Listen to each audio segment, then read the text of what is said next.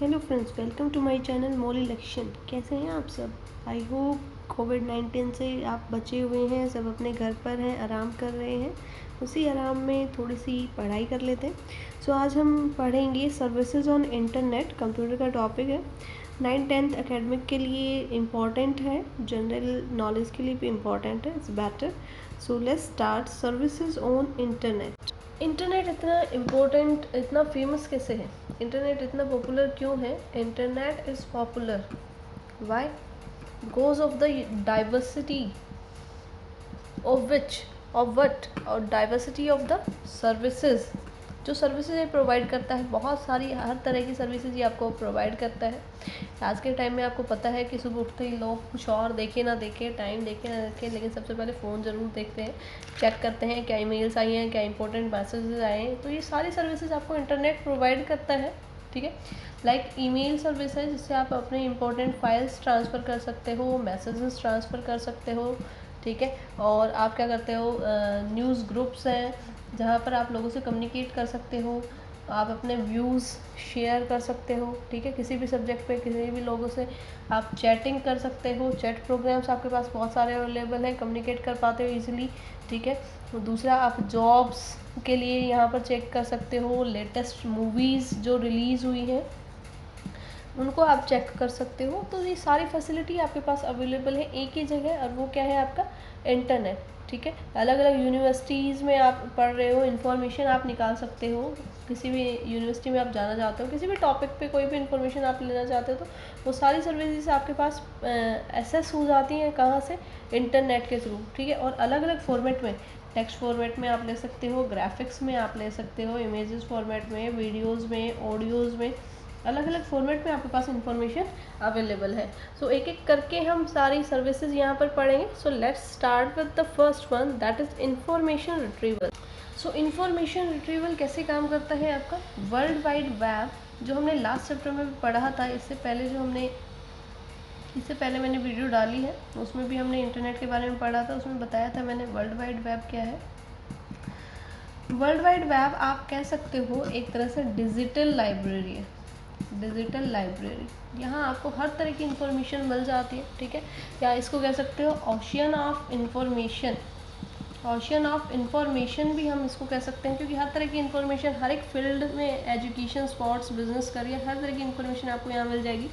हर एक जो reputed body है, रेप्यूटेड कोई भी ऑर्गेनाइजेशन है, वो मोस्टली आपको इससे लिंक्ड मिलेगी। अगर आपको बैंक अकाउंट ओपन करना है तो वो इजीली आप इंटरनेट के थ्रू कर सकते हो। आपको स्कूल में, किसी भी अच्छे स्कूल में अगर आपको एडमिशन लेना है तो वहाँ भी ऑनलाइन एडमिशन अवेलेबल है आपके पास। किसी यूनिवर्सिटी में एडमिशन लेना है, किसी भी कॉलेज में एडमिशन लेना है, कहीं की भी कोई भी इन्फॉर्मेशन आपको निकालनी है एग्जामिनेशन के रिगार्डिंग, सिलेबस के रिगार्डिंग, तो हर तरह की इन्फॉर्मेशन आपको मिल जाती है। कोई भी टॉपिक आपको ढूंढना है तो वो हर तरह का टॉपिक आप यहाँ से निकाल सकते हो। ये सब आपको मिलता है with the help of world wide web, ठीक है, क्योंकि वही डिजिटल लाइब्रेरी है जिसमें सारा डाटा, सारी इन्फॉर्मेशन आपकी स्टोर है, वो आप इंटरनेट से निकालते हो, ठीक।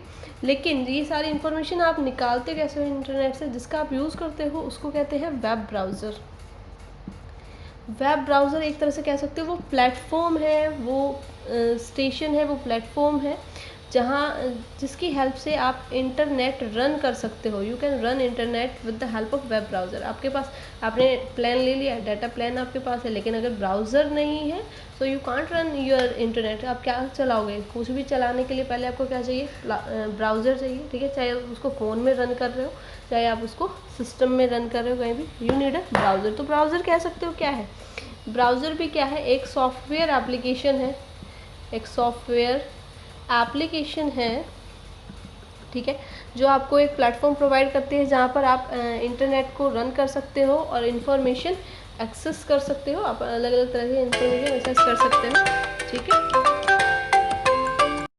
अब जो वर्ल्ड वाइड वेब है उस पर जो इन्फॉर्मेशन आपकी स्टोर होती है वो वेब पेजेस की फॉर्मेट में होती है। वेब पेजेस क्या होते हैं, मैंने लास्ट वीडियो में बताया था आपको, वहाँ जाकर आप देख सकते हो। अगर वीडियो नहीं देखी है तो प्लीज़ देखिए उसको, मैं हर चीज़ को मैंने अच्छे से एक्सप्लेन किया था। Web page is just like a page of a book, एक बुक की तरह, एक बुक के पेज की तरह है एक्सक्यूज मी। और उसमें आपके पास सारी इन्फॉर्मेशन होती है, वो अलग अलग फॉर्मेट में, इमेजेस के फॉर्मेट में, टेक्स्ट के फॉर्मेट में, वीडियोस के फॉर्मेट में, इमेजेस की फॉर्मेट में, टेक्स्ट की फॉर्मेट में, वीडियोस की फॉर्मेट में, ग्राफिक्स आप कह सकते हो, इन सब के फॉर्मेट में डाटा स्टोर होता है। और जो ये डाटा स्टोर होता है ये अलग अलग जगह पर आपका मतलब अलग अलग प्लेस पर ये डाटा हो सकता है। तो ये जो डाटा हर एक इंडिविजुअल जो वेब पेज है, इमेज है, वीडियो है, उसको आइडेंटिफाई करने के लिए हर एक का अलग एड्रेस होता है, उसको हम URL कहते हैं। उस एड्रेस को हम URL कहते हैं, that is uniform resource locator. Okay, उसको हम URL कहेंगे। वेब ब्राउज़र और सर्च इंजन दो अलग अलग चीज़ें हैं। वेब ब्राउज़र एक प्लेटफॉर्म है, ठीक है, जिस पर आप इंटरनेट चला सकते हैं। उसके बाद उसके अंदर जाकर वर्ल्ड वाइड वेब पर जो पेजेस आपको सर्च करने हैं, उसको सर्च करने के लिए you have a program that is known as search engine. उसको सर्च इंजन कहते हैं। सबसे बेस्ट एग्जाम्पल आपका गूगल है। गूगल आपका सर्च इंजन है। और आपका गूगल क्रोम जो है, गूगल क्रोम आपका वेब ब्राउज़र है। Google is a search engine. Yahoo है, और भी बहुत सारे हैं जहाँ पर आप इजीली सर्च कर सकते हो। आपके मोस्ट पॉपुलर जो ब्राउज़र्स हैं, क्रोम हो गया, सफारी हो गया, गूगल क्रोम हो गया, सफारी हो गया, इंटरनेट एक्सप्लोरर आप कह सकते हो, मोजिला फायरफॉक्स कह सकते हो। ये बहुत सारे आपके जो है वेब ब्राउज़र्स हैं। Is that clear? ओके, सो ये सब आपके काम आएंगे इन्फॉर्मेशन रिट्रीव करने के लिए वर्ल्ड वाइड वेब की हेल्प से।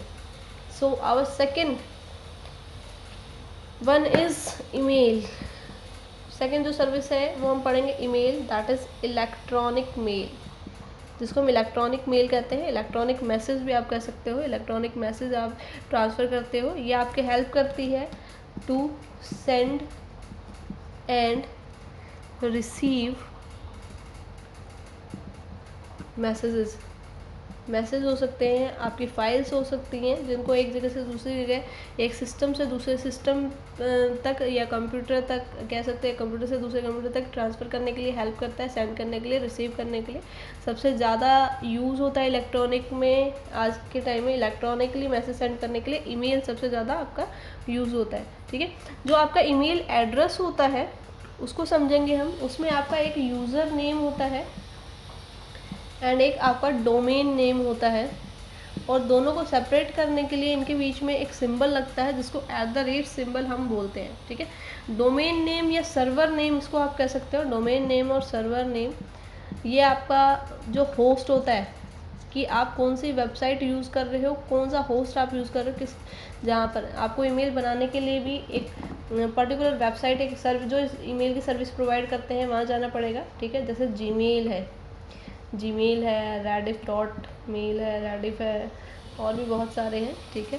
तो ये आपके होस्ट हो जाएंगे जो आपको सर्विस प्रोवाइड कर रहे हैं। यूज़र नेम जो आप अपना अकाउंट क्रिएट करोगे, जिसके थ्रू आप अपनी ईमेल खोल सकते हो, ठीक है, अपनी ईमेल आईडी चलाओगे। सो वो आपका यूज़र नेम आप अपने आप चूज़ करते हो। Suppose I am choosing this molly@gmail.com, ठीक है, हम ये चला रहे हैं molly@gmail.com। सो ये आपका यूज़र नेम हो गया। जीमेल जो हो गया आपका, दैट इज़ डोमेन नेम या सर्वर नेम या कह सकते हो होस्ट नेम हो गया, जो इसको होस्ट कर रहा है। और इन दोनों के बीच में आपका रहेगा @ सिंबल, ठीक है। वो सेपरेट कर रहा है, वो इसलिए यूज़ किया गया यूज़र नेम और डोमेन नेम को सेपरेट किया जा सके, ठीक है। आई होप यहाँ तक क्लियर है। तो ये रेफर करता है डोमेन नाम आपके मेल सर्वर को। The computer where the recipients has an electronic mail box and it is usually the name of a company or organisation. Email का एडवांटेजेस क्या होंगी ईमेल यूज़ करने की? इट इज़ चीप, बहुत सस्ता है। ऑनलाइन एक बार आपके पास अगर डाटा पैक है, एक बार डाटा रिचार्ज करा लिया, उसके बाद कितनी भी मेल्स फर्दर जब तक आपका डाटा चलेगा, तो यानी बहुत इजी है। रोज़ रोज़ मतलब जाकर, जैसे पोस्ट ऑफिस कहीं डिस्टेंस पर है, आपको वहाँ जाना, ठीक है, जाने के लिए आपको फेयर देना, फिर वहाँ जाकर जो भी टिकट वगैरह यूज़ होती हैं वो सब यूज़ करना, फोल्डर यूज़ करना, वो सब आपको नहीं करना है। If you have a internet connection then you can easily किसी भी प्लेस पर कहीं भी आप बैठकर इसको यूज़ कर सकते हो। दूसरा, इसको किसी भी डिवाइस पर आप ओपन कर सकते हो। एक बार क्रिएट कर दिया एक कंप्यूटर में, उसके बाद पूरे वर्ल्ड में कितने भी सिस्टम हैं, तो आप किसी भी सिस्टम से कहीं भी पूरे वर्ल्ड में आप कहीं भी हो वहीं इसको ओपन कर सकते हो। Just you have to remember your user name and password. दो चीज़ें आपको याद रखनी होंगी, एक आपका यूज़र नेम और एक आपका पासवर्ड, ठीक है। सो इट इज़ चीप, बहुत सस्ता है इसको यूज़ करना, ठीक है। और ईजी टू रेफरेंस, रेफरेंस के लिए ईजी है, मतलब क्या है कि जो भी आपने मैसेज सेंड किए हैं या रिसीव किए हैं उनको सेव करना बहुत इजी है। अटैचमेंट्स जो भी हैं स्टोर हो जाएंगी सेफली, लॉजिकली, रिलायबली, ठीक है। इसको यूज़ करना इजी है, इजी टू यूज़, बहुत इजीली आप इसको यूज़ कर सकते हो। बहुत ज़्यादा पढ़ा लिखा होने की ज़रूरत नहीं है। अगर आपको थोड़ी सी भी इंग्लिश आती है, हिंदी आती है, थोड़ा सा भी, दोनों तरीके से आप इसको यूज़ कर सकते हो। तो बस एक बार समझाने से इजीली आप इसको रन कर सकते हो, सिंपली सेंड कर सकते हो, रिसीव कर सकते हो मैसेज, ठीक है। तो easy, this is fast medium, बहुत fastly, like if you have to, पहले जैसे आपको यूज़ करना पड़ता था, पोस्ट करना पड़ता था लेटर वगैरह पोस्ट ऑफिस जाने के लिए। अब पर्टिकुलर आपको एरिया ढूंढना पड़ेगा कहाँ पोस्ट ऑफिस है, वहाँ जाना, और ये सब, ये आप बहुत इजीली जहाँ बैठे हो वहाँ बैठे बैठे तुरंत जो भी भेजना है message with in seconds done हो जाता है, ठीक है। बहुत फास्टेस्ट कम्युनिकेशन है। दूसरा ग्लोबल है, ठीक है। तो पूरे वर्ल्ड में कहीं भी आप मैसेज भेज सकते हो, पूरे वर्ल्ड से कहीं से भी आप मैसेजेस रिसीव कर सकते हो। नहीं आपको ट्रैवल करने की ज़रूरत है, नहीं पासपोर्ट की ज़रूरत है, यू रिक्वायर नथिंग, ठीक है। दूसरा गुड फॉर प्लेनेट, आपके प्लेनेट के लिए गुड है। Why it is good for planet, क्योंकि नहीं आपको ट्रैवल नहीं करना पड़ रहा है। If you are not travelling so pollution नहीं होगा, ठीक है, पोल्यूशन नहीं हो रहा है, so it's green for planet you can say, so it is actually good for planet, ठीक है। And info at your finger tips, सारी इन्फॉर्मेशन आपके फिंगर टिप्स पर रहती हैं। आपके पास फ़ोन अवेलेबल है, कंप्यूटर अवेलेबल है, इन्फॉर्मेशन जो भी आपने मैसेज सेंड किया या रिसीव किया वो आपके पास स्टोर हो जाएगा। तो जब भी आपको रिक्वायर्ड हो तभी आप उसको एक्सेस कर सकते हो, wherever and whenever, कहीं पर भी किसी भी टाइम पे, ठीक है। दूसरा लेवरेज, एक ही मैसेज आप 1000 ऑफ पीपल्स या लैक्स ऑफ पीपल्स को सेंड कर सकते हो, और वो भी एक साथ विद इन सेकेंड्स, ठीक है। नंबर ऑफ लोगों को, बहुत सारे लोगों को, नंबर ऑफ पीपल को आप सेंड कर सकते हो, सो इट इज़ लेवरेज। अगर आपको पोस्ट करने को गए 100 लोगों को सेम पोस्ट कार्ड आपको भेजना है, you have to write it 100 times, ठीक है। और इसमें एक बार लिख दिया, कॉपी किया, उसको सेव कर सकते हो, फर्दर किसी को भेजना है तो भी भेज सकते हो। और एक बार में बस आपके पास क्या होना चाहिए, सबके यूज़र आईडी यानी ईमेल आईडीज़ होनी चाहिए, आईडीज़ अवेलेबल होनी चाहिए, ठीक है, जिसके थ्रू आप उनको भेजोगे। Okay, done. So let's study about disadvantages. Disadvantages क्या क्या हैं आपके? Emotional response, first one is emotional responses. कुछ ईमेल्स होती हैं जो आपको गुस्सा दिला देती हैं या आपको अपसेट कर सकती हैं, ठीक है। किसी ने भी भेज दी एकदम से, बहुत गुस्से में उसने ईमेल भेज दी है, फिर उसको करेक्ट नहीं किया जा सकता है, ठीक है। चीज़ों को पोस्ट कार्ड लिखते टाइम, अभी तो आप पोस्ट करोगे कुछ करोगे तो हो सकता है आपका माइंड चेंज हो जाए, लेकिन ईमेल में तुरंत आपने विद इन सेकेंड आपने भेज दिया है, विद इन सेकेंड वो चला जाएगा, ठीक है। इंफॉर्मेशन ओवरलोडेड, इन्फॉर्मेशन आपकी ओवरलोड हो जाती है, बहुत सारे लोग, बहुत सारी इन्फॉर्मेशन, कोई मीनिंग नहीं है तो भी मैसेजेस करते रहते हैं, मैसेजेस सेंड करते रहते हैं, मेल्स सेंड करते रहते हैं, सो इन्फॉर्मेशन ओवरलोडेड हो जाती है। Lacks the personal touch,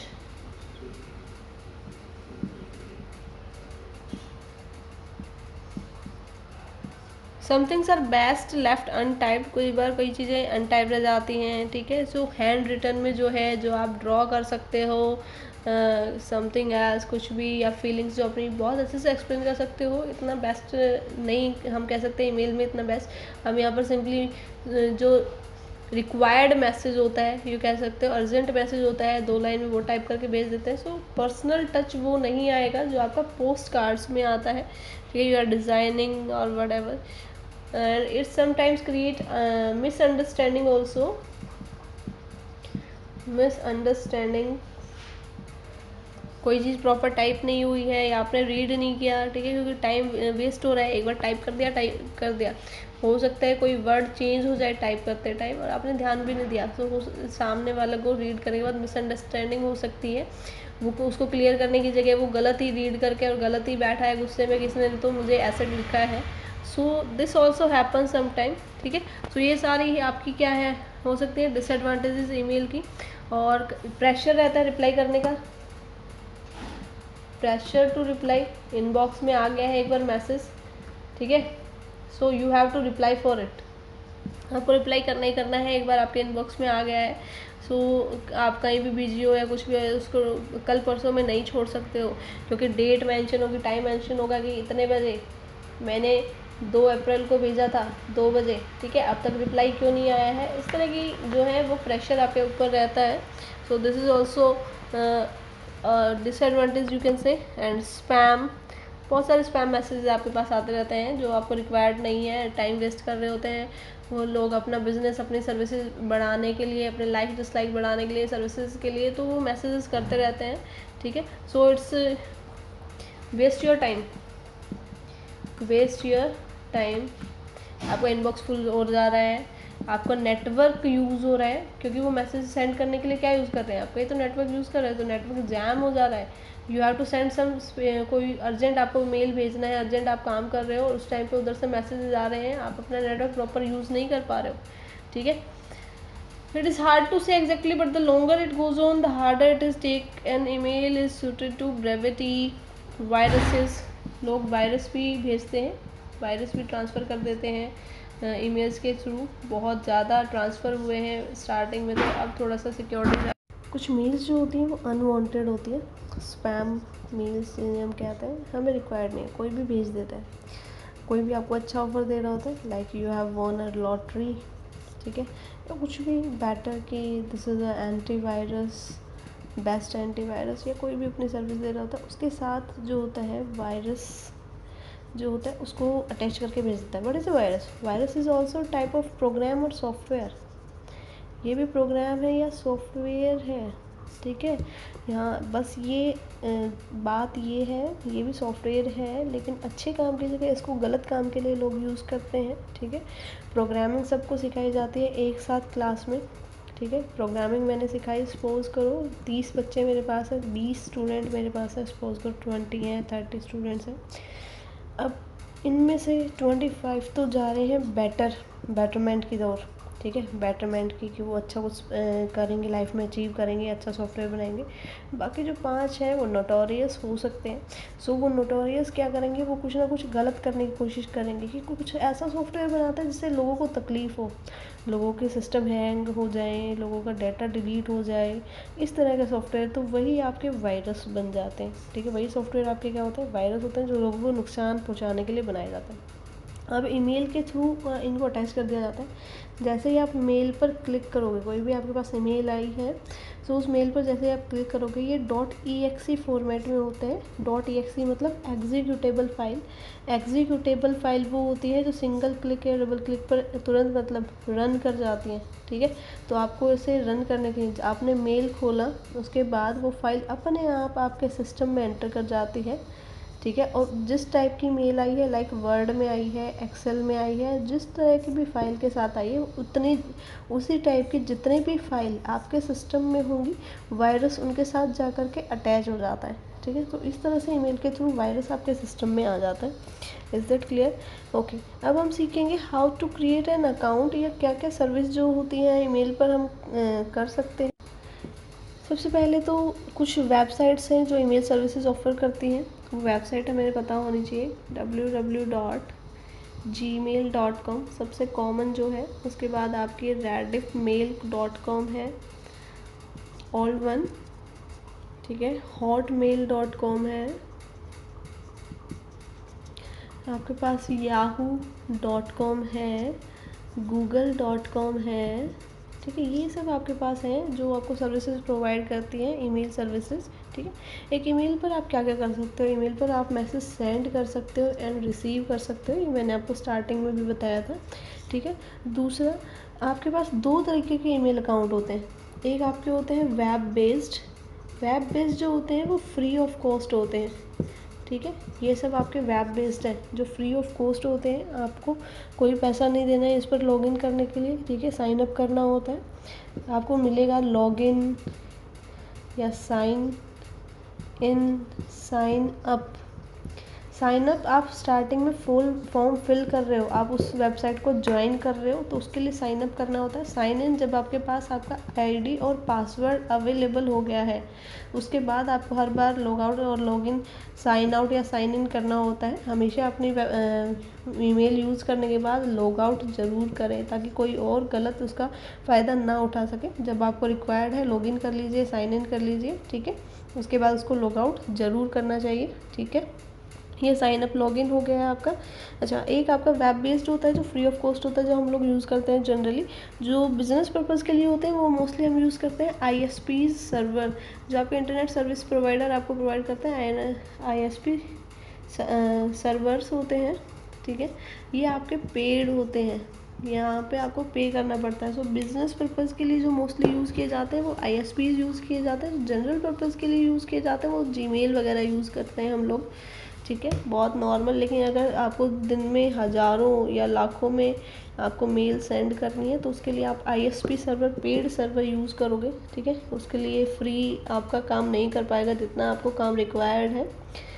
is that clear? पहले जो ISP थे वो भी फ्री ऑफ कॉस्ट थे, लेकिन अब उन्होंने चार्ज करना स्टार्ट कर दिया है। सो रजिस्टर करने के लिए उस पर ईमेल आईडी, पासवर्ड, ये सब आपको ईमेल सर्विसेज चाहिए, ठीक है। ये ईमेल अकाउंट्स मैंने आपको बताया कहाँ कहाँ पर ईमेल बना सकते हैं ना। How to create a new email account. नया ईमेल अकाउंट बनाने के लिए आप कैसे करें, किस तरह से क्या क्या प्रोसेस होगी। सबसे पहले you need internet connection. So connect to a network, ठीक है, या connect to the internet, connect to a network, network से कनेक्ट हुए। उसके बाद आप जाओगे वेब ब्राउज़र पर, वेब ब्राउज़र, ठीक है। वेब ब्राउज़र पर जाने के बाद जो भी, जिस भी वेबसाइट पे आपको लॉगिन करना है, suppose we are logging on www.gmail.com, gmail.com पर हम अपना बनाना चाह रहे हैं अकाउंट, तो हम gmail.com पर जाएंगे, ठीक है। gmail.com पर जब आओगे आप, तो आपको दो ऑप्शन मिलेंगे। एक मिलेगा आपको साइन इन का, एक हो सकता है क्रिएट एन अकाउंट, ठीक है। सो आपको जाना है फर्स्ट टाइम को क्रिएट एन अकाउंट। अगर आपका पहले से है तो आप साइन इन कर लोगे, लॉग इन कर लोगे, नहीं है तो आप जाओगे क्रिएट एन अकाउंट ऑप्शन पर। जैसे ही आप इस ऑप्शन पर क्लिक करोगे, इस ऑप्शन पर क्लिक करने के बाद आपके सामने एक वो क्रिएट हो जाए, एक फॉर्म आएगा, जो आपको फॉर्म क्रिएट करना होता है अपना, ठीक है। अकाउंट आपको ऐड करना होता है फ्री ऑफ कॉस्ट। उस फॉर्म में जो जो डिटेल्स, आपका नेम वगैरह जो पूछेंगे आपको क्रिएट एन अकाउंट पर जाने के बाद, वो डिटेल्स आपको फिल करनी होती है। सो उसके बाद आपका जो भी, जिस भी नाम से आप लॉगिन करना चाहते हो, तो सो आप अपना यूज़र नेम क्रिएट करोगे, वो आपको वहाँ पर ऑप्शन भी दिखाता है, ठीक है। सपोज कीजिए कोई कॉमन नेम है, like we are using Anil, कोई कॉमन नेम है, बार बार बहुत सारे लोगों का नाम अनिल है। सो यही नाम क्या होगा, इस नाम से बहुत लोगों ने बनाई होगी आईडी, तो अगर आप यूज़ करोगे NL 1 2 3 या इस तरह से, तो वो आपको ऑप्शन दिखाएगा कि इससे किसी ने बना रखी है, तो आप 1 2 3 you can use this like this, इस तरह से कोई भी, मतलब आपके पास ऑप्शंस अवेलेबल होंगे। क्योंकि एक ही, जैसे अलग अलग लोगों का अलग अलग घर होता है, एड्रेस अलग अलग होता है, इसी तरह से दो लोगों का सेम ईमेल आईडी नहीं हो सकता है, ठीक है, वो भी अलग होगा। फॉर्म में जो भी डिटेल्स पूछी वो पूछने के बाद लास्ट में आपसे पूछेगा क्लिक करने को हेयर कि you are agree to the terms and condition. आप एग्री कर रहे हो गूगल की टर्म्स और सर्विसेज पर। सो आप टर्म्स और सर्विसेज पर जैसे ही एग्री कर दोगे, नेक्स्ट स्टेप आ जाएगा। उसके बाद आपके पास आपका क्रिएट हो जाएगा अकाउंट, आपको आपके फर्स्ट पेज पर ले जाएगा वो, ठीक है, दिखाएगा। उस पर आपके कुछ, आपको प्रोफाइल फ़ोटो वगैरह अगर आप ऐड करना चाहते हो तो अपनी प्रोफाइल फ़ोटो आप ऐड कर सकते हो, नेम वगैरह आपका आ जाएगा। कंटिन्यू टू जीमेल आप करोगे तो आपको जीमेल का जो फ्रंट पेज होता है, फर्स्ट पेज होता है, वो जीमेल का आपको दिखाई देगा। I can also show you, इस तरह से कुछ आपका जो कंटिन्यू टू जीमेल करने के बाद फर्स्ट पेज आपको दिखा देगा, ठीक है। जीमेल टीम की तरफ से कुछ मैसेजेस आए हैं। यहाँ पर साइड में आपके पास कंपोज का सबसे पहले जो रेड आपको दिख रहा है वो कंपोज होता है, जिसमें आप नया मैसेज क्रिएट करते हो। इनबॉक्स में आपके 3 मैसेज आए हैं, वो दिखा रहा है इनबॉक्स ब्रैकेट में आपको वो शो करता है, ठीक है। उसके बाद जो भी मैसेज आपने सेंड किया है, क्रिएट किया है, मोर, ड्राफ्ट वगैरह वो सब आपको दिखाता है। इस तरह का कुछ आपका जीमेल अकाउंट दिखाई देता है आपको। यहाँ कॉर्नर से यहाँ पर अगर आप पिक डालोगे आपकी पिक दिखाई देगी, वहाँ से लॉगिन लॉगआउट आप कर सकते हो। यहाँ से एरोज़ के थ्रू आप नेक्स्ट मैसेजेस पर जा सकते हो। जब मैसेजेस की क्वांटिटी यहाँ से इंक्रीज़ हो जाएगी, ठीक है, यहाँ से ये सेटिंग का ऑप्शन है, आप सेटिंग में जाके चेंजेस जो करना चाहते हो वो कर सकते हो। अब देखिए जीमेल में क्या क्या होता है। एक आपके पास होता है कंपोज होता है to create a new message. नया मैसेज आपको क्रिएट करना है, किसी को भेजना है, ठीक है। जब नया मैसेज आप क्रिएट करोगे तो वहाँ आपको क्या क्या मिलेगा। सबसे पहले मिलता है टू, जिसको मैसेज भेजना है उसका एड्रेस आप यहाँ पर डालते हो। एक बंदे को भेजना है एक का एड्रेस, एक से ज़्यादा को भेजना है तो आपको 2 चीज़ें और मिलेंगी, CC और BCC। This is carbon copy and this is blind carbon copy. ना ये दोनों क्या है, CC का मतलब है कार्बन कॉपी। एक जो एड्रेस है आपको यहाँ, एक एड्रेस एटलीस्ट आपको यहाँ एंटर करना पड़ेगा। उसके बाद जितने लोगों को भेजना है वो सारे एड्रेस आप CC या BCC में डाल सकते हो। दोनों सेम काम करेंगे, इतने जितने लोगों को मैसेज भेजना है दोनों के थ्रू भेज सकते हो, ठीक है। डिफरेंस क्या रहेगा, कार्बन कॉपी में जो भी मैसेज आपने भेजा है वो सबको विजिबल होगा। मैंने 3 लोगों को मैसेज भेजा तो तीनों को पता रहेगा कि मैंने किस किस को मैसेज भेजा है। यानी मैसेज के साथ साथ दूसरे बंदे की मेल ID भी एक तरह से उनके पास चली जाती है कि हाँ इस बंदे को मैसेज और गया है, ठीक है। लेकिन अगर आपने BCC से मैसेज भेजा है तो ब्लाइंड मतलब अंधे हो जाते हो आप उस टाइम पे, ठीक है। यानी मैसेज तो सबके पास जाएगा, उन 3 मेंबर्स के पास मैसेज जाएगा, लेकिन आपको वो विजिबल नहीं होगा कि किस किस के पास मैसेज गया है। Is that clear. सो एक से ज़्यादा लोगों को मैसेज भेजने के लिए हम CC और BCC का यूज़ करते हैं। इज़ दैट क्लियर, ठीक है। उसके बाद आपके पास होता है सब्जेक्ट। जिस तरह से आप लेटर लिखते टाइम उसमें मेंशन करते हो सब्जेक्ट, तो यहाँ भी सब्जेक्ट मेंशन करते हो ताकि जो भी रीडर है, जो भी जिसको भी मैसेज मिले उसको पहले ही पता चल जाए किस रिगार्डिंग आप मैसेज भेज रहे हो। उसके बाद आपकी मैसेज बॉडी होती है। उस बॉडी में आप जो भी मैसेज टाइप करना चाहते हो वो मैसेज टाइप कर सकते हो। बहुत सारे ऑप्शंस आपको नीचे मिलेंगे जो एक्स्ट्रा अटैचमेंट के लिए होते हैं। फाइल अटैच करनी है तो समथिंग लाइक इस तरह का पिनअप आपको पास साइन होता है, ठीक है, पिन जैसा जो पिन होती है इस तरह का। इस पर क्लिक करके ये आपको ले जाएगा ब्राउज़ करने के लिए, आपके सिस्टम से ब्राउज़ करेगा। जहाँ भी आपके सिस्टम में जो भी फाइल आप भेजना चाहते हो, कोई फाइल भेजना चाहते हो, डॉक फाइल है या फिर PPT फाइल है या फिर कोई इमेज आप भेजना चाहते हो, तो जो भी वो आप अपने सिस्टम से ब्राउज़ करके निकाल लोगे जो इस भी लोकेशन पे है। इस पर क्लिक करने के बाद और वो फाइल आपकी अटैच हो जाएगी, यहाँ आपको दिखाई देगी, ठीक है। तो फाइल आप सेंड कर सकते हो, सेंड का ऑप्शन आएगा लिखा हुआ, ठीक है, उसके थ्रू आप सेंड कर सकते हो, फाइल अटैच कर सकते हो। Is that clear. तो इस तरह से आप मैसेजेस जो है जीमेल में सेंड कर सकते हैं न्यू मैसेज कंपोज करके, ठीक है। एक मैसेज किसी को आपको फॉरवर्ड करना है, फॉरवर्ड अगर आपके पास कोई मैसेज आया है और आप you want to forward it, ऐसे कैसे फॉरवर्ड करना है, तो मैसेज को स्क्रॉल करोगे, नीचे जाओगे, जैसे बॉडी होती है उसके नीचे यहाँ आपको मिलेगा रिप्लाई ऑल, फॉरवर्ड, ये आपको ऑप्शंस मिलते हैं। So you will go on forward message. आप फॉरवर्ड पर क्लिक करोगे, जैसे फॉरवर्ड पर क्लिक करोगे जैसे कंपोज मैसेज का बॉक्स होता है ऐसा बॉक्स खुलकर आएगा, 2 आ जाएगा। आपका मैसेज जो भी मैसेज आपके पास आया था जिस भी सब्जेक्ट से, वो सब्जेक्ट यहाँ लिखा जाएगा। जो बॉडी में जो भी मैसेज था वो भी यूँ का यूँ रहेगा, बस 2 वाला ब्लैंक खाली बॉक्स जो होगा वो ब्लैंक रहेगा, खाली रहेगा। उसमें आप जिसको फॉरवर्ड करना चाहते हो वो मेल ID आप वहाँ लिख सकते हो, ठीक है। इसी तरह से रिप्लाई किसी मैसेज का करना है, किसी का मैसेज आया और उसी पर रिप्लाई करना है। सो स्क्रॉल करोगे नीचे रिप्लाई मिलेगा, हो सकता है एक से ज़्यादा को रिप्लाई करना है, रिप्लाई ऑल आएगा या फिर रिप्लाई। सो जो भी आपको रिक्वायर्ड हो उस पर क्लिक करोगे, रिप्लाई पर क्लिक करोगे, इसी तरह से बॉक्स खुल जाएगा। सब्जेक्ट में आप RE लिखा हुआ होगा, मतलब आप रिप्लाई कर रहे हो, और जो भी सब्जेक्ट था वो साथ में वो लिखा होगा कि जो मैसेज आपके पास आया था आप उसका रिप्लाई कर रहे हो। बॉडी में जो भी आप लिखना चाहते हो वो अपने अकॉर्डिंग लिख सकते हो, उसके बाद उसको सेंड कर सकते हो। Is that clear. I hope ये समझ आया होगा आपको यहाँ तक। कोई मैसेज आपके पास आया उसको व्यू कैसे करोगे, कंपोज के नीचे होता है इनबॉक्स। इनबॉक्स में ब्रैकेट में जितने मैसेजेस आपके पास आए हैं वो आपको यहाँ व्यू होते रहते हैं। कोई मैसेज आप देख चुके हैं 121, 122, 123 वट इस तरह से मैसेज आपको यहाँ पे शो होते हैं। इनबॉक्स पे जैसे क्लिक करोगे आपके मैसेजेस लाइन से आपको शो हो जाएंगे जो अभी आए हैं डेट और टाइम के साथ। यहाँ पर आपको पहले जो अभी करंटली आया है वो पहले होगा, उसके बाद इस तरह से पुराने मैसेजेस नीचे चले जाते हैं। कोई मैसेज अगर आपको डिलीट भी करना है तो यहाँ मैसेजेस के सामने बॉक्सेस बने होते हैं। इन बॉक्सेस पर आप क्लिक करोगे, टिक का ऑप्शन आ जाएगा।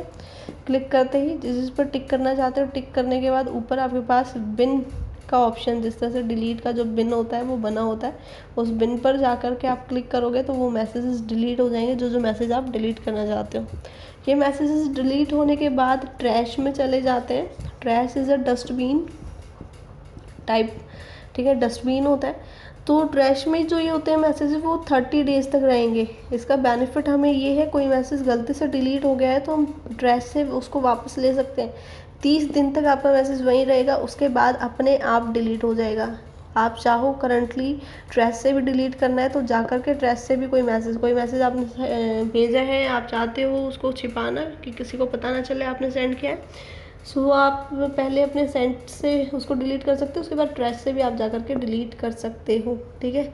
और अगर गलती से कोई डिलीट हो गया है तो उसको रिकवर कर सकते हो ट्रैश से।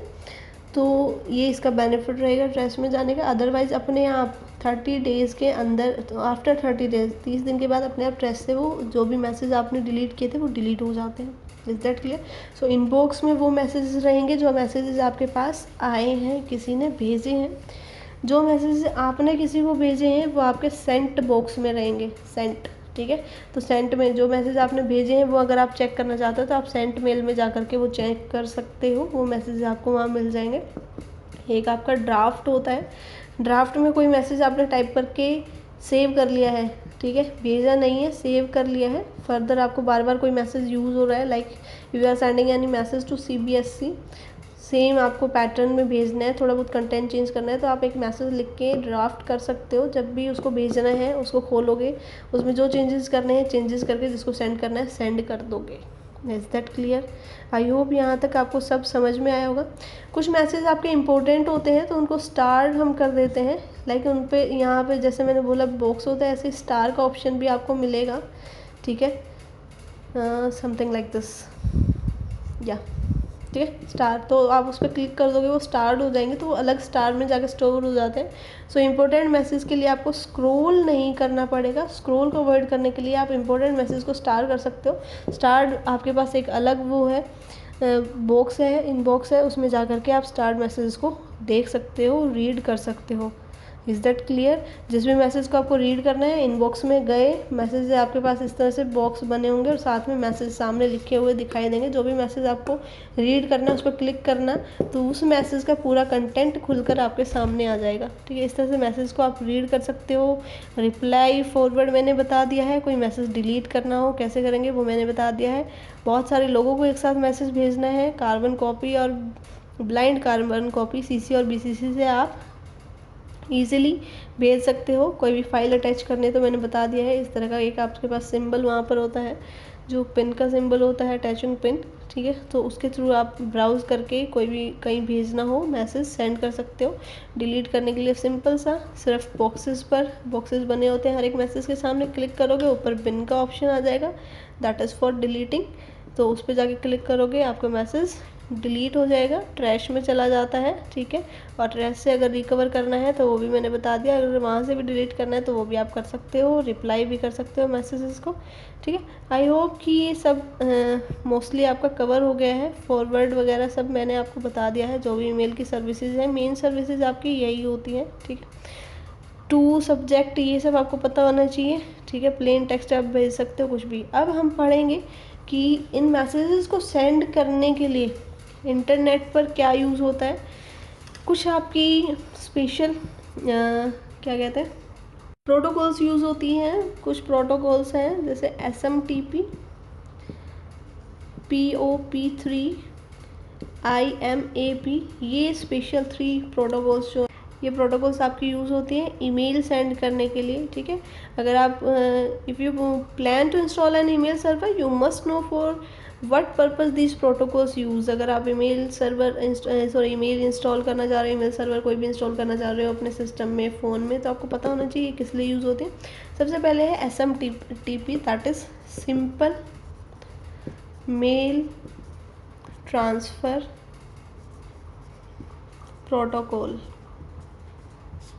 सिंपल मेल ट्रांसफ़र प्रोटोकॉल ये है, ठीक है, जिसे ये आपकी यूज़ होती है जब आपको कोई भी ईमेल डिलीवर हुआ है किसी ईमेल क्लाइंट से। जैसे आउटलुक एक्सप्रेस में मोस्टली से आउटलुक एक्सप्रेस आपका पेड होता है actually.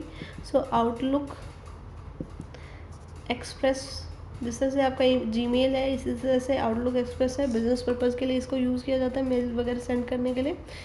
To in email server when email message delivered from one email server to another. आप कह सकते हो आपको कोई ईमेल मिला है किसी दूसरे सर्वर से, ठीक है, या आपके सर्वर आपने किसी को भेजा है, ठीक है। सो ये ईमेल जब ट्रांसफ़र होती हैं, मिलती हैं, डिलीवर होती हैं, तो उसको डिलीवर कराने का काम कौन कर रहा है? SMTP, simple mail transfer protocol. ये आपका काम कर रहा है ईमेल्स को ट्रांसफ़र करने का, एक जगह से दूसरी जगह करना है, ठीक है। थर्ड है second is POP3, that is post office protocol. Post office protocol allow करती है an email client to download an email from an email server. आप एक कंपनी में काम कर रहे हो, ये मेन सर्वर यहाँ पर है, बाकी जो हैं क्लाइंट्स हैं, इस तरह से सबको आपस में कनेक्ट किया जाता है। जिसको जो रिक्वायर्ड है वो उसी मेल का वो उसी को यूज़ करता है। सबके सिस्टम में सेम सॉफ्टवेयर नहीं होता, मेन सॉफ्टवेयर यही होता है, ये सब उसको बस वहीं से यूज़ कर रहे होते हैं, क्लाउड कंप्यूटिंग कह सकते हैं उसके थ्रू, आपस में कनेक्टेड होते हैं सब। अब इसको कोई मेल चाहिए जो इसके लिए आई है सर्वर पे है, तो ये उसको यहाँ से डाउनलोड कर लेगा। उस डाउनलोड करने में इसको हेल्प करेगा POP, पोस्ट ऑफिस प्रोटोकॉल 3, ठीक है, POP3 इसको कहते हैं। तो ये सिंपल है, does not offer many features, बहुत सारे फीचर्स ये ऑफर नहीं करता है, सिर्फ डाउनलोड का फीचर ऑफर ये करता है। ये डिज़ाइन किया गया है once an email client downloads all the available emails from the server, सिर्फ इसलिए कि जो भी ईमेल्स वगैरह हैं वो यहाँ से डाउनलोड कर ले एक ही बार में। POP3 deletes this mail from the server and then disconnect. एक बार जब इसके रिगार्डिंग कोई मेल आई है वो इसने यहाँ से डाउनलोड कर ली, तो उसके बाद सर्वर से वो सारी मेल्स डिलीट हो जाती हैं, ठीक है, सारी डिलीट हो जाएंगी और ये फिर डिस्कनेक्ट हो जाएगा। यानी एक बार कनेक्ट किया, जो भी मेल्स इसके लिए रिक्वायर्ड थी इसने सारी अपनी डाउनलोड कर ली, डाउनलोड होते ही सर्वर से ये डिस्कनेक्ट हो जाएगा और सर्वर से वो मेल्स डिलीट भी हो जाएंगी। Is that clear? I hope clear होगा। इसका काम सिर्फ क्या है? सर्वर से मेल्स को डाउनलोड करना। थर्ड आपका है IMAP, that is internet message access protocol. Internet message access protocol जो इसको IMAP हम शॉर्ट में कहते हैं, वो भी POP3 की ही तरह है, लेकिन इसके पास ज़्यादा फीचर है, मोर फीचर्स देन POP3 है उसी जैसा, लेकिन इसके पास फीचर्स ज़्यादा हैं। जैसे हमने पढ़ा POP3 में ज़्यादा फीचर्स नहीं है, बस डाउनलोड कर सकते हैं, इसमें फीचर्स ज़्यादा हैं। ये प्रोटोकॉल है, ईमेल क्लाइंट यूज़ करता है इसको डाउनलोड करने के लिए ईमेल सर्वर से। इसको डिज़ाइन किया गया है ताकि यूज़र अपने ईमेल्स को सर्वर पर भी रख सके। POP3 में सर्वर से डिलीट हो जाती है, लेकिन यहाँ से सर्वर पर भी रहेंगी, ठीक है। User keep their emails on server also as all emails are stored on the server. IMAP requires more disk space, बस इसमें यह है डिस्क स्पेस मोर रिक्वायर्ड रहेगा, मोर डिस्क स्पेस रिक्वायर्ड, क्योंकि POP3 सारी डाउनलोड करने के बाद डिलीट कर देता था, लेकिन इसमें डिलीट नहीं होगा, इसके फीचर्स उससे कुछ ज़्यादा हैं, ठीक है। आई होप यहाँ तक क्लियर होगा। ये 3 प्रोटोकॉल्स हैं जो आपके मेल के लिए यूज़ होती हैं। Moving on next topic is search engine. Search engine आपका एक कह सकते हो सॉफ्टवेयर प्रोग्राम है या स्क्रिप्ट है जो इंटरनेट की हेल्प से, या स्क्रिप्ट है अवेलेबल है थ्रू द इंटरनेट, जो सर्च करता है डॉक्यूमेंट्स या कोई भी कीवर्ड्स जो आपने डाला, ठीक है, गूगल पर मैंने डाला computer, so it will search computer for me. अब ये कंप्यूटर से रिलेटेड सारे डॉक्यूमेंट्स, जितने भी कंप्यूटर से रिलेटेड डॉक्यूमेंट्स अवेलेबल होंगे इंटरनेट पर, सारे सर्च कर देगा। अब वो डॉक्यूमेंट आपके सिंगल एक कीवर्ड भी कंप्यूटर हो सकता है, एक बहुत बड़ा पेज है, हिंदी का पेज है, ठीक है, उसमें कुछ और सब्जेक्ट्स वगैरह मेंशन है, सिर्फ एक जगह कंप्यूटर मेंशन है, तो ये वो भी डॉक्यूमेंट मुझे निकाल कर देगा। यानी कोई भी कीवर्ड अगर आप सर्च करते हो तो वर्ल्ड वाइड वेब पर ये सारे पेजेस आपके लिए सर्च करेगा, वेब पेजेस जिसमें कंप्यूटर लिखा होगा, बना होगा, जहाँ भी कंप्यूटर वर्ड यूज़ किया होगा वो सारे आपको देगा। लेकिन जिसमें ज़्यादा प्रॉपर डिफाइन किया होगा वो आपको फर्स्ट दिखाएगा, ठीक है, उसके बाद उससे लेस कंप्यूटर वर्ड यूज़ होगा, उसके बाद इस तरह से प्रॉपर आपको अरेंज करके देता है, ठीक है। उस और बहुत सारे सर्च इंजन्स हमारे पास अवेलेबल हैं जिनकी अलग अलग एबिलिटीज़ हैं, फीचर्स हैं, सबके अपने अलग फीचर्स एंड एबिलिटीज़ होंगी, ठीक है। कुछ सर्च इंजन्स जैसे आपका गूगल जो कॉमनली यूज़ होता है, गूगल है, बिंग है, याहू है, ask.com है, AOL.com है, बाल्दू है, एंड एक है आपका वॉल्फ रैम अल्फ़ा, ठीक है। एक आपका डक डक गो है, डक डक गो। ये बहुत सारे आपके सर्च इंजन्स अवेलेबल हैं। मोस्ट कॉमनली जो आपका यूज़ होता है वो गूगल यूज़ हो रहा है, आपको सबको पता है, याहू भी यूज़ होता है आस्क डॉट में, और भी बहुत सारे यूज़ होते हैं, ठीक है। सो ये सारे आपके सर्च इंजन्स हैं। एक आपका होता है वेब डायरेक्टरी। वेब डायरेक्टरी और सर्च इंजन में डिफरेंस होता है। वेब डायरेक्टरी सिर्फ क्या करता है, पेजेस लिंक करता है या आपको वेबसाइट से लिंक करता है। वेब डायरेक्टरीज, सो कभी कंफ्यूज नहीं होना वेब डायरेक्टरी सर्च इंजन में। सर्च इंजन तो आपको हर एक चीज़ सर्च करके दिखाएगा, हर एक चीज़ की लिस्ट दिखाएगा, लेकिन जो वेब डायरेक्टरी है वो सिर्फ आपको लिंक कराता है, just linked with other websites, दूसरी वेबसाइट से, दूसरी डायरेक्टरीज से, इनसे लिंक कराएगा, ठीक है। तो और स्पेशलाइज होता है लिंकिंग करने में दूसरी वेबसाइट से, कैटेगराइज करने के लिए उन लिंक्स को। वेब डायरेक्टरी आपका सर्च इंजन नहीं हो सकता, क्योंकि ये आपको लिस्ट है वेब पेजेस की, जो भी कीवर्ड्स के थ्रू आपने सर्च किया है किसी भी, वो आपको शो नहीं करेगा, ठीक है। और ये सब कैटेगरी, वेबसाइट की कैटेगरीज, ये सब आपको शो नहीं करेगा। आप कह सकते हो जो आपका याहू है वो एक डायरेक्टरी है, याहू डायरेक्टरी है। आप जब उस पर कुछ भी सर्च करते हो तो फर्दर नेक्स्ट पेज इस तरह से सर्च होते हैं, तो वो लिंक आपको प्रोवाइड करता है, ठीक है। Yahoo directory, the open directory project, ODP, ये आपके पास कुछ डायरेक्टरीज हैं। ये these are different from search engines. Now we are going to read types of search engine. Types of search engines. Search engines are classified in the following three categories. One is crawler based search engine,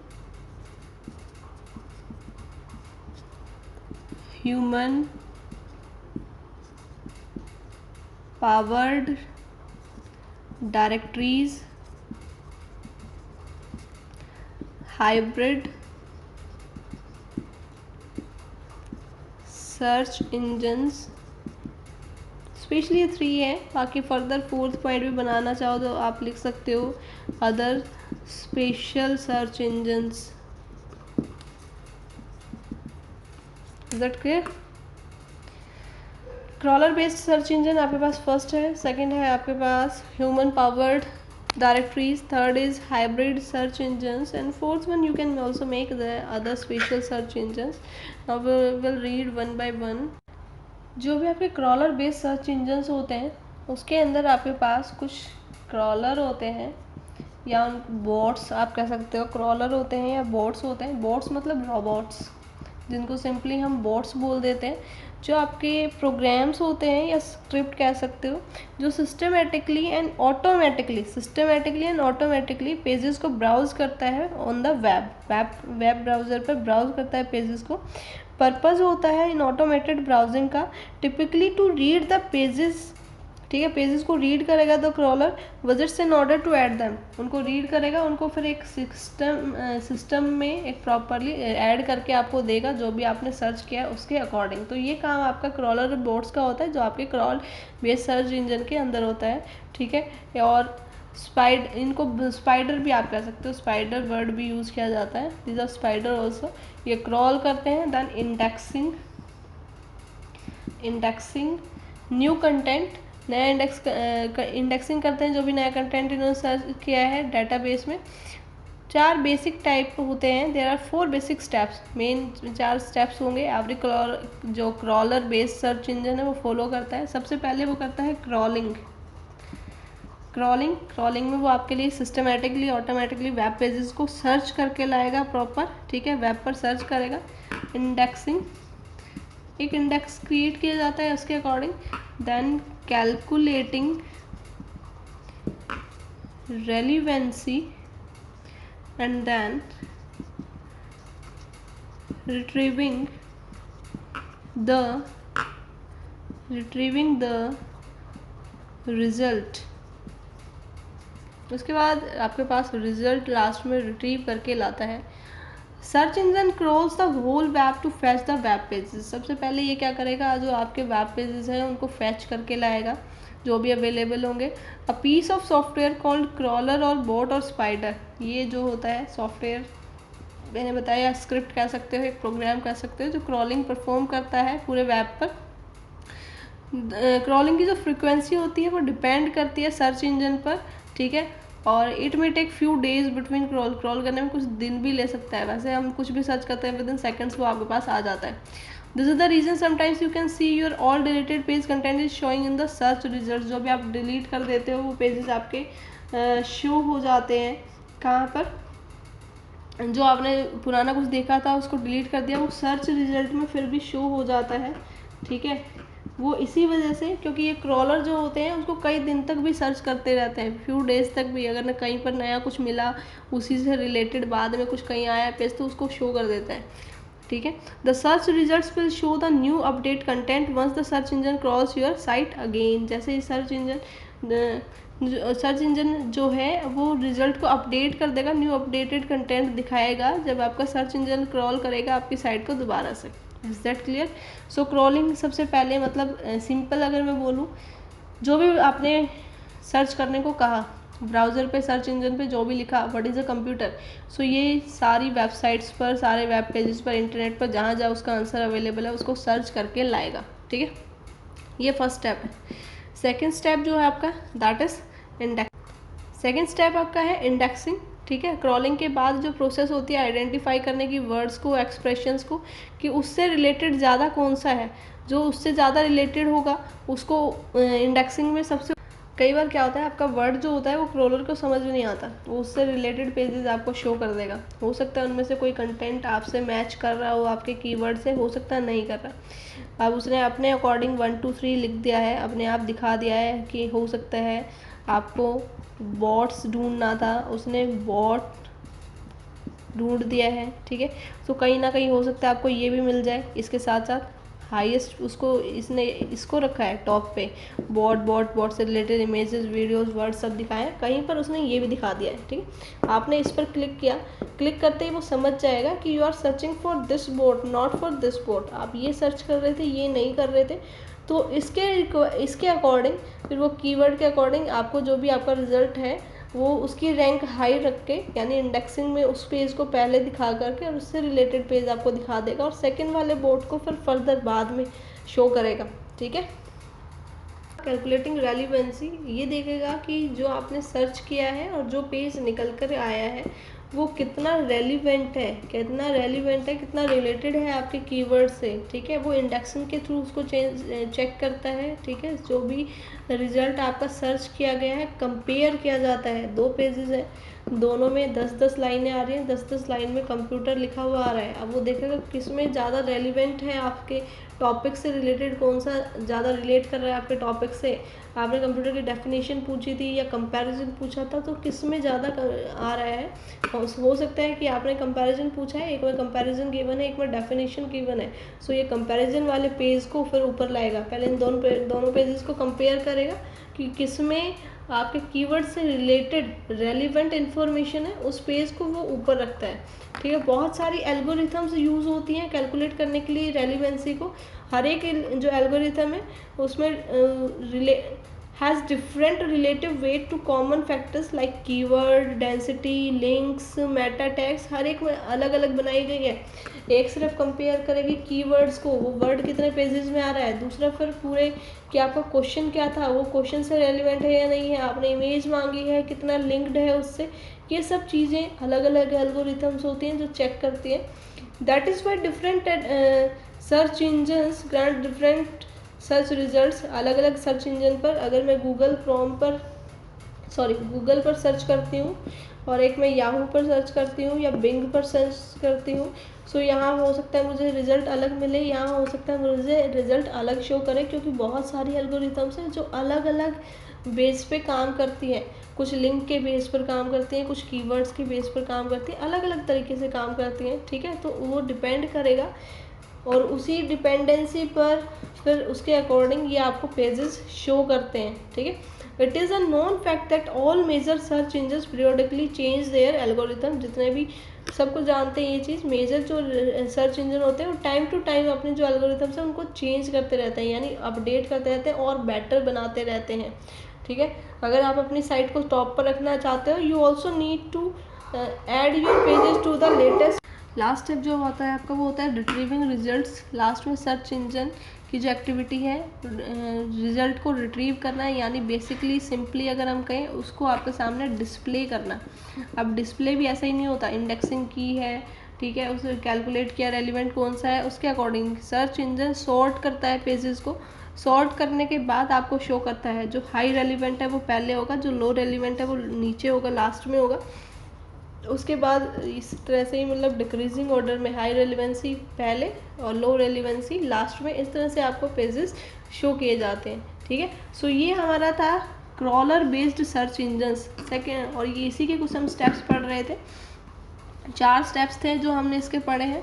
next we will study about human powered directories.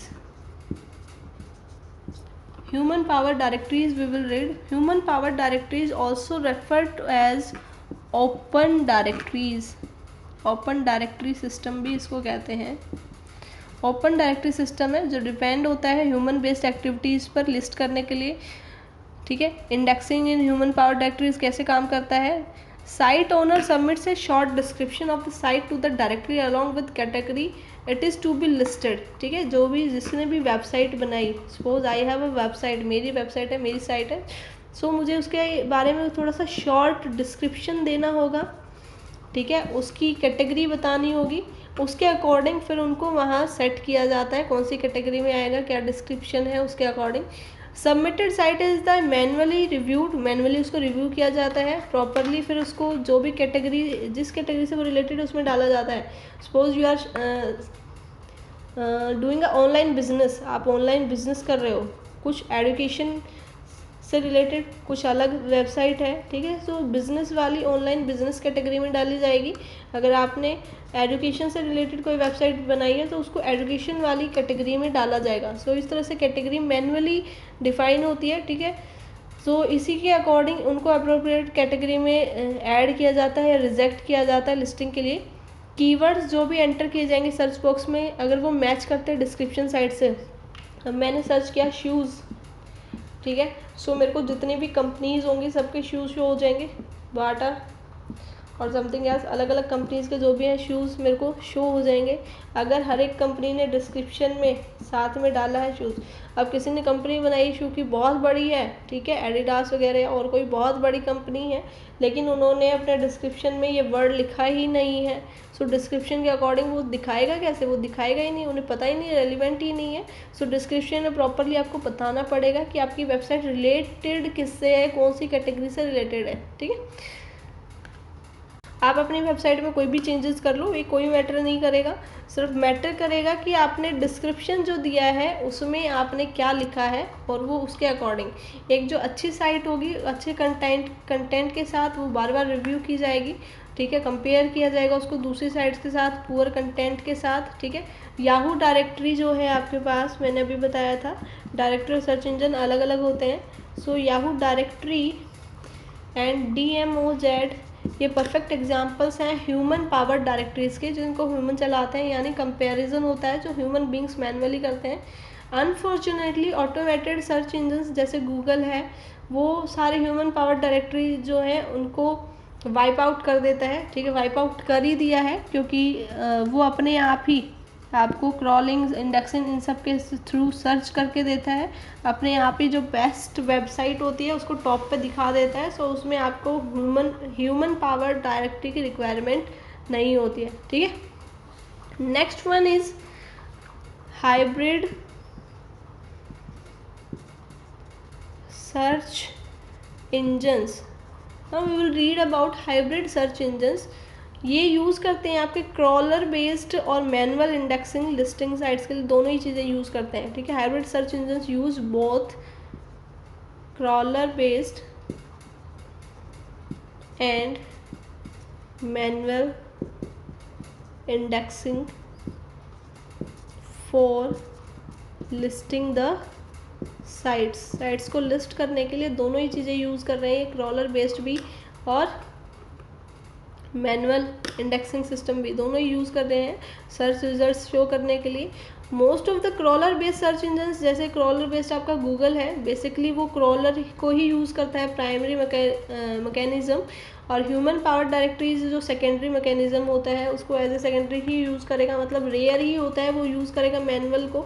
Manual तब use करता है जब आपके पास content बहुत थोड़ा है और आप उसमें से पता नहीं कर पा रहे हो कि कौन सी वेबसाइट बेटर है, ठीक है, दोनों में ही बहुत थोड़ा डिफरेंस है, तो उसमें आप मैनुअल यूज़ कर सकते हो। अदरवाइज गूगल आपका क्रॉलर ही बेस्ड यूज़ करता है। और अभी हमने पढ़ा था ह्यूमन पावर डायरेक्टरीज, जैसे याहू है वो आपका ह्यूमन बेस्ड यूज़ करते हैं, ठीक है, मैनुअल इंडेक्सिंग वो वहाँ पर यूज़ करते हैं। लेकिन जो आपका हाइब्रिड है, हाइब्रिड का मतलब ही मिक्सिंग होता है, सो ये मिक्स करके चीज़ों को, मतलब कॉम्बिनेशन यू कैन से, सो ये दोनों चीज़ें यहाँ पर यूज़ कर रहे हैं। आपका क्रॉलर बेस्ड भी और मैनुअल इंडेक्सिंग भी दोनों यूज़ करता है। जैसे कोई वेब पेज है, उस वेब पेज के लिए कह सकते हो आप, कोई सिंगल वेब पेज है उसको as a human power directory या ह्यूमन से डिस्क्रिप्शन, आपका ह्यूमन पावर डायरेक्टरी से वो डिस्क्रिप्शन ले लेता है गूगल भी, ठीक है, और उसको शो कर देता है सर्च रिजल्ट्स में।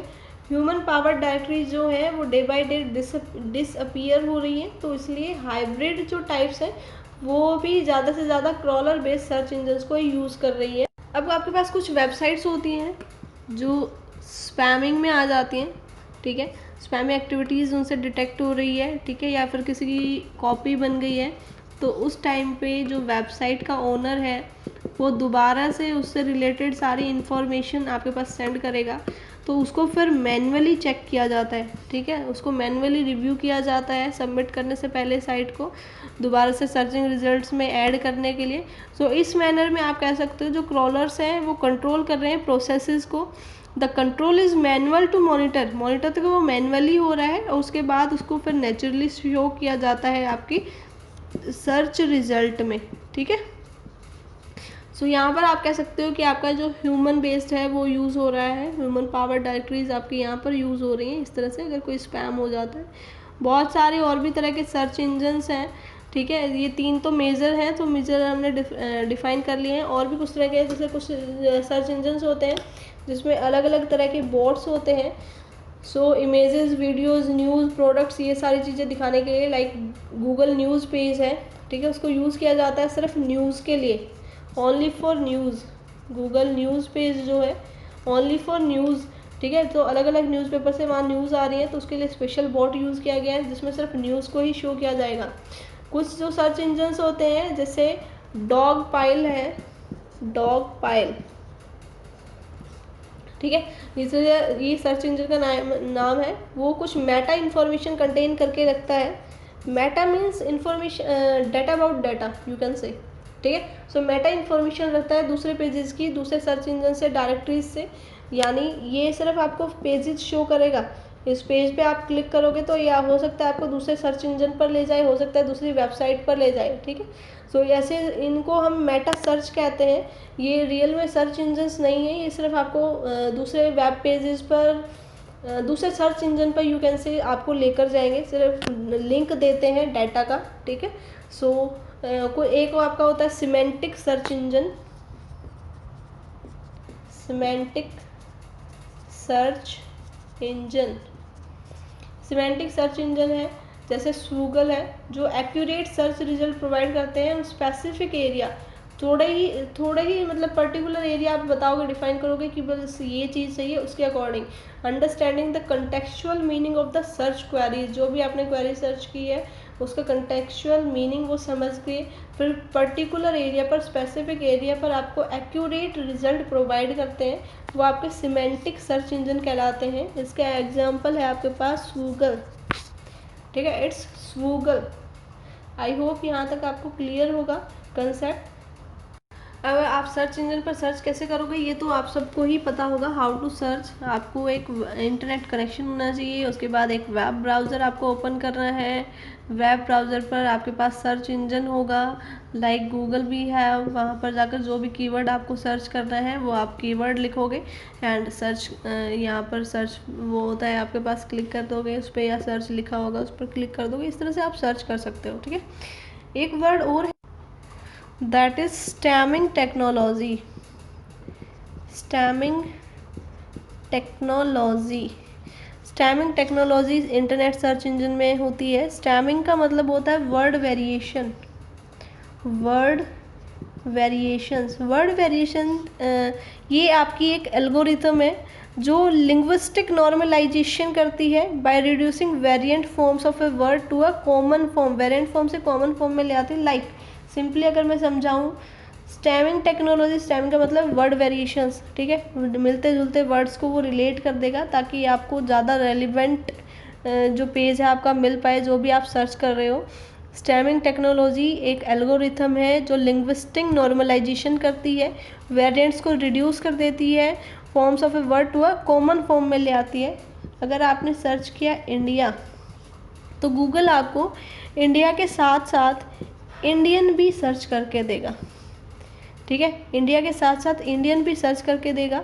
सो increase the relevancy of a web page for the query involving India, the higher your relevancy score the higher will be your ranking, India highest ranking पर रहेगा, इंडियन लोअर। सो इस तरह से आपकी स्टैमिंग टेक्नोलॉजी काम करेगी। अगर आपने सर्च किया इंडिया, सो जो आपका सर्च इंजन हो सकता है, might it will take Indian also and it will increase the relevancy for finding your web page, ठीक है, increase the relevance of a web page for the query involving India. The higher your relevancy score, the higher will be your ranking. I hope you have cleared this stemming. Now after stemming technology we have searching tips, how to search on a search engine. कोई भी चीज़ अगर आप search करते हो, if you write it in quotation mark, inverted commas भी जिसको कहा जाता है, अगर कोटेशन मार्क में आप डालोगे पर्टिकुलर वो वर्ड या वो सेंटेंस, वो फ्रेज जो आपको सर्च करना है, सो वो बेस्ट वे में आपको बेस्ट रिजल्ट्स आपको मिलेंगे, बेस्ट पेज आपको निकाल कर देगा, वेब पेज निकाल कर देगा उस फ्रेज से रिलेटेड, उस वर्ड से रिलेटेड, ठीक है। If I am writing what is the meaning of what, it may be irrelevant, उसको थोड़ा सा सर्च करने में ढूंढने में मीनिंग हो सकता है थोड़ा सा टाइम लगे, रेलिवेंट सर्च ना कर पाए। लेकिन अगर आपने इसी वर्ड को इन्वर्टेड कोमास में डाल दिया, सिंगल डबल कोट्स में डाल दिया, तो पर्टिकुलरली वर्ड का मीनिंग तुरंत आपको निकाल करके दे देगा। So you have to use quotation marks for searching any word, any phrase. Is that clear? And first one is this. Second, avoid asking question की जगह आप पर्टिकुलर सिंपल सेंटेंस में उसको पूछिए, वो आपको प्रॉपर रिजल्ट देगा। If you are asking who is the prime minister of India, so हो सकता है बहुत सारे इरेलीवेंटेड या अनवांटेड आपको लॉन्ग लिस्ट पेजेस आपको दे दे, सारे प्राइम मिनिस्टर वगैरह सब कुछ दिखा दे। If you are searching right properly, writing prime minister of India, 2020 something like this. इस तरह से अगर आप सर्च करोगे तो तुरंत वो आपको करंटली प्राइम मिनिस्टर का नेम वगैरह सब आपको शो कर देगा। But if you are searching through a question mark then हो सकता है बहुत सारे अनवांटेड पेजेस आपको दे दे। So you have to avoid question mark, जहाँ तक हो सके क्वेश्चन मार्क को अवॉइड कीजिए। सीधा सीधा जो भी आंसर चाहिए सीधा लिखो बिना क्वेश्चन मार्क के, ठीक है। कैपिटलाइजेशन सर्चेज जो होती हैं वो केस सेंसिटिव नहीं होती हैं,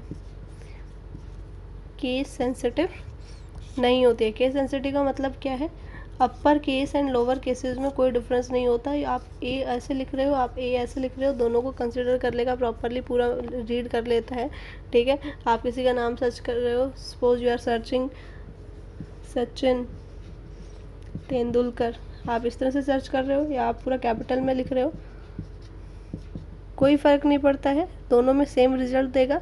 सो अवॉइड कैपिटलाइजेशन, कैपिटलाइजेशन करने की आपको कोई ज़रूरत नहीं है। उसके बाद है एंड ऑपरेटर का आपको यूज़ करना चाहिए। एंड ऑपरेटर दो सर्चेज को प्रॉपर आपको सर्च करके देगा, ठीक है। You must use the and operator between two search terms to find web page results that contain both keywords. हम एंड का यूज़ कब करते हैं, एंड का हिंदी में मीनिंग क्या होता है, और, मतलब हमें दोनों चीज़ें चाहिए, दो वर्ड हम सर्च कर रहे हैं, दोनों कीवर्ड्स का आंसर हमें चाहिए, तो हम एंड का यूज़ करेंगे।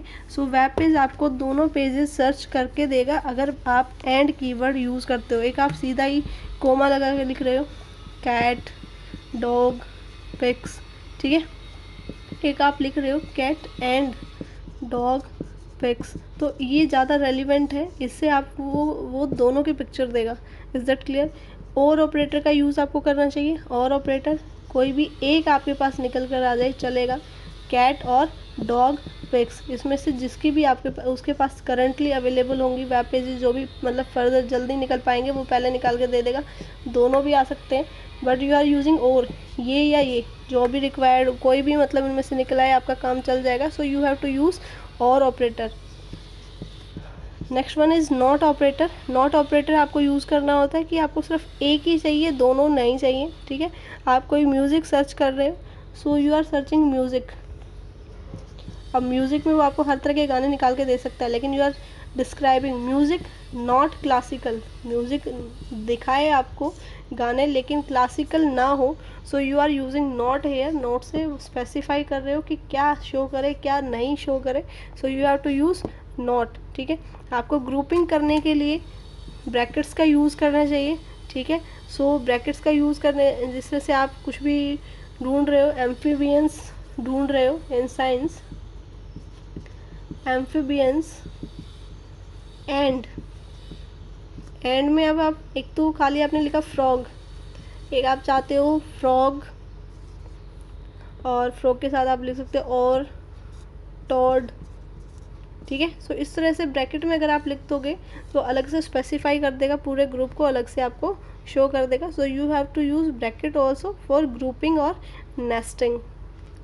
एक आपके पास होता है wild card. Wild cards TV shows में आपने बहुत सुना होगा, wild cards entries. What is wild card, यहाँ पर वाइल्ड कार्ड पे आपके दो सिंबल्स यूज़ होते हैं। What is one is question mark, second one is star. You can use it where कोई सिंगल कैरेक्टर है, उस नहीं पता है आपको ई आना है या ए आना है, कोई स्पेलिंग है, सो उसको सब्सटीट्यूट करने के लिए आप वहाँ क्वेश्चन मार्क का यूज़ कर सकते हो। Like you are writing text, now you don't know the spelling of text, आपको पता नहीं है एक्स आएगा सी आएगा, तो यहाँ आप क्वेश्चन मार्क पुट कर सकते हो उसकी जगह। So this is a wild card.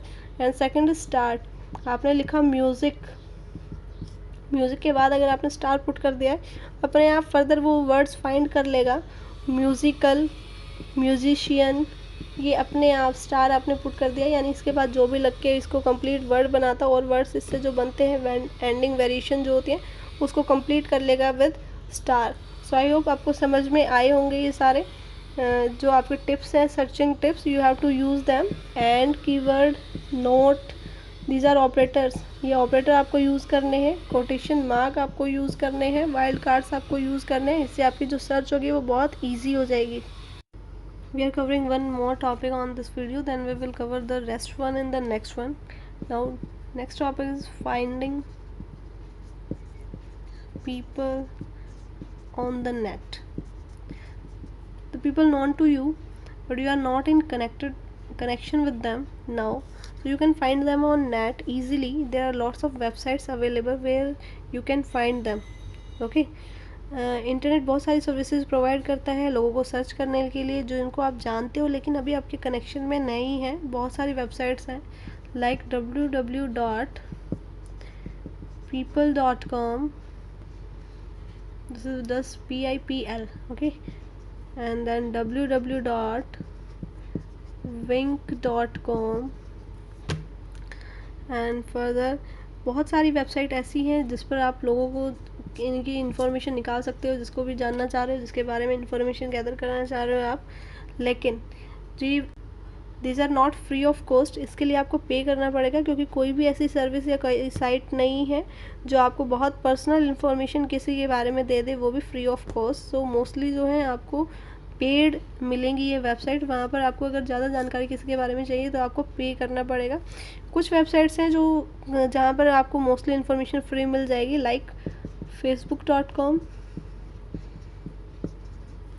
facebook.com पर लार्जेस्ट ऑनलाइन सोशल नेटवर्क है, जिस पर over 2.23 billion monthly active users होते हैं। सो अगर आप किसी पुराने दोस्त को ढूंढ रहे हो तो फेसबुक पर ईजिली आप उसको सर्च कर सकते हो। Next we have PQ, that is www.pq.com. We have the next one is pq.com, fantastic site for finding people online that searches over 60 different social networking site, blogs, websites, other sources online to find people। यहाँ से आप ये आपको एक कह सकते हो एक प्लेटफॉर्म प्रोवाइड कर रहे हैं जहाँ पर आप लोगों को ढूंढोगे, और ये आपको further 60 different social networking site से, ब्लॉग से लोगों को ढूंढ कर आपको देते हैं। Next one is www.spokio.com, on the better sites for finding information about someone online such as family, home, online profile etc। ये सब आपको यहाँ पर मिल सकता है। किसी भी पर्टिकुलर पर्सन के बारे में अगर आप जानना चाहते हो, उसकी फैमिली, होम, ऑनलाइन प्रोफाइल्स, तो यहाँ से आप पता लगा सकते हो mostly. The next one is www.whitepages.com, easy to use page to find basic information about people in the United States, specially United states में जो लोग रहते हैं उनके बारे में कोई इन्फॉर्मेशन आपको चाहिए तो वाइट पेजेस से आप इजीली बंदे का नाम डाल के उसके बारे में इंफॉर्मेशन गैदर कर सकते हो। Next one we have a private eye, www.privateeye.com, privateeye.com। ये क्विक और fast, easy and fast method, you can say quick, easy, fast method है finding someone by name, address, phone number, marriage, bankruptcy records and more. The site gives out free information such as full name, city, state, सब कुछ वो आपको उससे related सारी information provide कर देती है। एडिशनल डिटेल्स जैसे फ़ोन, एड्रेस, ये भी अवेलेबल होते हैं, बट रिक्वायर यूज़र पे फ़ी, यू हैव टू पे फ़ी ऑन दिस वेबसाइट। इस वेबसाइट पे आपको फ़ी पे करनी पड़ेगी, बाकी जिसके बारे में भी जो भी इन्फॉर्मेशन आप चाहते हो सारी पर्सनल इन्फॉर्मेशन यहाँ से आपको मिल जाएगी। Next one we have www.google.com। Almost everyone who has gone on the search engine Google has tried searching for themselves or others they know. Below are different methods for finding someone using Google. Search for the person using their name, उनका नाम लेकर आपको search करना है। Below are different examples, like you want to search someone, so you have to write his name, like you are searching Manoj Singh, so you have to write his name in quotes, ठीक है, quotes में उसका नाम लिख दोगे। You can write also like this, Delhi, he belongs to Delhi, or you can write 011, it is a code related to Delhi, ठीक है। So person का नेम, एड्रेस, फ़ोन नंबर डाल के भी आप सिमिलर सर्च कर सकते हो, फ़ोन बुक अगर आपके पास है। Finally search popular search networking site such as MySpace भी एक क्विक मेथड है लोगों को लोकेट करने के लिए using Google. For example if you were wanting to find your high school classmate, high school classmate था आपका कोई, इसको सर्च करना चाहते हो, so you have to write just www.myspace.com 2018, just you have to write this, and then the place, your school name, like Mayur Public School or something else, you have to write this. School name आपको डालना है, myspace.com, year डालना है, कौन से year में वो आपके साथ था, उसके बाद आप सर्च कर सकते हो ईजिली myspace.com से, ठीक है। तो ये कुछ साइट्स थी जहाँ पर आप लोगों को ईजिली सर्च कर सकते हो ऑनलाइन। कुछ एडिशनल साइट्स हैं, people.yahoo.com है, excite.com है, wowware.lycos.com है, ये कुछ साइट्स हैं जहाँ पर आप लोगों को ईजिली सोशल नेटवर्किंग साइट्स पर सर्च कर सकते हो जिसको आप जानते हो, लेकिन अभी आपसे कनेक्टेड नहीं है, कम्युनिकेशन नहीं हो पा रहा है, so you can search them at these websites. Now we will cover the next rest of the part in the next video. Till then, like, share and subscribe.